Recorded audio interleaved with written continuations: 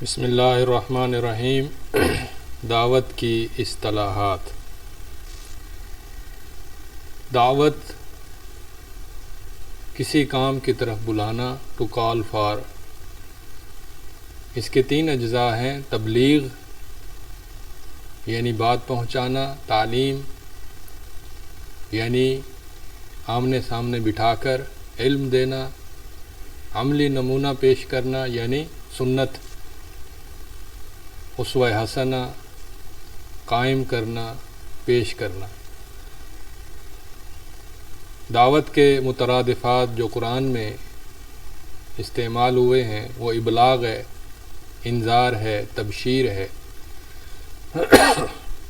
شہادت حق ہے، اقامت حجت ہے، ہدایت ہے، امر بالمعروف اور نہی عن المنکر ہے۔ داعی یعنی کالر فار، دعوت دینے والا۔ اس کے 4 درجات ہیں۔ سب سے پہلے انبیاء داعی ہوتے ہیں، پھر علماء جو دعوت کا اختصاصی علم حاصل کرتے ہیں، پھر تمام مسلمان اپنے اپنے علم اور حیثیت کے مطابق اپنے دائرہ کار میں دعوت دیتے ہیں۔ اسلامی حکومت اور امت مسلمہ بھی داعی ہوتی ہے، جیسے کنتم خیر امۃ کی آیت میں موجود ہے۔ داعی کی بنیادی صفات میں شامل ہے کہ توحید و سنت، اخلاص اور تقوی، حکمت و موعظت، صبر و تحمل اور بصیرت اس کے پاس موجود ہو۔ مدعو جسے بلایا جائے، who should be called۔ دنیا کے تمام انسان مدعو ہیں، کافۃً للناس، جس میں کفار بھی ہیں، منافقین بھی ہیں جن کا قرآن میں تفصیل سے ذکر ہوا، اغنیاء بھی ہیں، فقراء بھی ہیں، ملا یعنی قوم کے سردار اور اصحاب اقتدار بھی ہیں، اور جمہور بھی ہیں، عام لوگ بھی ہیں۔ صنف کے اعتبار سے خواتین، مرد، عمر کے اعتبار سے بچے، بوڑھے، جوان، طبقے کے اعتبار سے مختلف طبقے ہیں، جیسے کسان ہیں، وکلاء ہیں، مزدور ہیں، تاجر ہیں، طلباء ہیں۔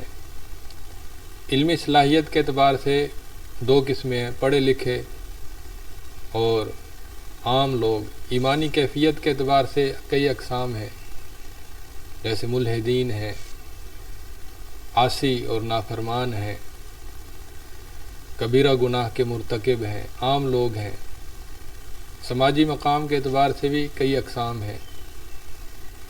شہر اور دیہات کے مدعوین میں بھی فرق ہوتا ہے۔ موضوع دعوت جس چیز کی طرف بلایا جائے، ٹو واٹ از کالڈ۔ دعوت کا موضوع اسلام ہے، اور قرآن میں دعوت ایمان اور دعوت حق، دعوت اسلام، دعوت الی الخیر، دعوت الی النجات، دعوت الی صراط مستقیم، سبیل ربک اور جنت کی طرف دعوت، یہ لفظ استعمال ہوئے ہیں۔ اسلام کے مقابلے میں جو دیگر دعوتیں ہوتی ہیں وہ رنگ، نسل، قوم، زبان، فرقہ، مسلک، مکتب، حزب، تنظیم، نظریے کی دعوت ہوتی ہے۔ دعوت کے بنیادی طور پر 4 اجزاء ہیں: توحید پر محنت کرنا، عبادت پر محنت کرنا، اخلاق پر محنت کرنا اور خود دعوت پر محنت کرنا۔ یہ دعوت کے 4 بڑے موضوع ہیں۔ منہج، میتھڈالوجی آف دعویٰ۔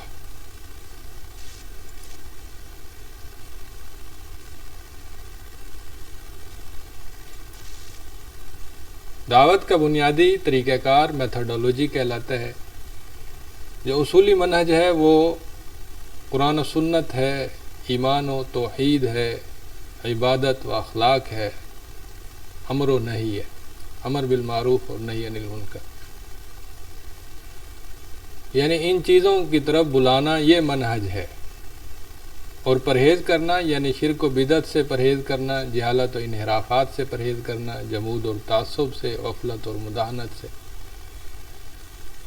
انہی اصولی منہج کے بنیاد پر معاصر تحریکی مناہج کا بھی جائزہ ہوگا، جیسے سلفیت، اخوانیت، صوفیت، خارجیت، تبلیغی جماعت، جہادی جماعت، یہ معاصر تحریکی مناہج ہیں۔ مناہج کا ایک دوسرا معنی اور طریقہ یہ ہے کہ ایمان اعمال سے پہلے ہونا چاہیے۔ ایمان کی دعوت اعمال سے پہلے ہو، پہلے اصول کی دعوت، پھر فروع کی دعوت، لوگوں کی ضرورت اور قدرت کا لحاظ، ان کی ذہنی صلاحیت اور ان کی ایمانی اخلاقی اعتبار سے جس چیز کی زیادہ ضرورت ہو اسے بیان کیا جائے۔ تدریج اور ترجیحات کا علم، اللہ اور رسول کی طرف دعوت، نہ کہ احزاب و شخصیات کی طرف دعوت۔ مکمل اسلام کی دعوت، نہ کہ مخصوص فرائض و اعمال کی دعوت۔ انفرادی و اجتماعی زندگی کا توازن، یہ منہج دعوت ہے۔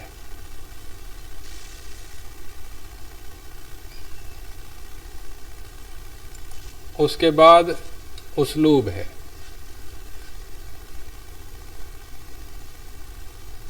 اسلوب کا بیان دوسرے حصے میں کریں گے۔